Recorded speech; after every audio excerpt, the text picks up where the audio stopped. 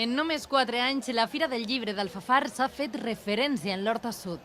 Ficarem 4 taules un dissabte de matí i convidarem a les llibreries a que exposaren un poquet i ja està. Ara tenim, no sé si n'hi haurà 35 o 40 casetes, tenim, crec que són 10 escriptors locals, 2 associacions que han editat també i una carpa central on fan activitats de contacontes, de lectura.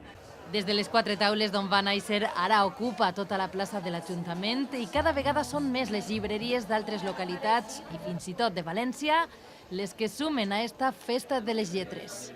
Lo que se nota principalmente es que te conocen, te promocionas y luego saben dónde tienen un libro que necesitan. N'hi ha molta cosa interessant.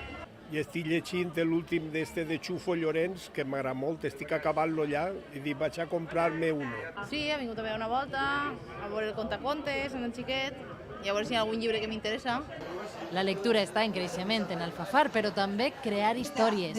Fins a 10 escriptors de la localitat presenten les seues obres. S'ha fet un conte que es diu El somni de Martina i es planteja la felicitat de tots els xiquets del món.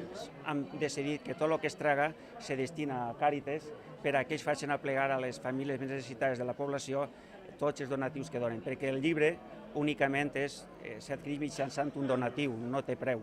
Maratons de lectures, tallers... Així tots troben el seu lloc al voltant dels llibres. Pues estamos haciendo marionetas para que los nenes y nenas se cuenten sus propios cuentos o los cuenten con las familias, y talleres de pintura de caras y luego para que se hagan un libro de cuentos.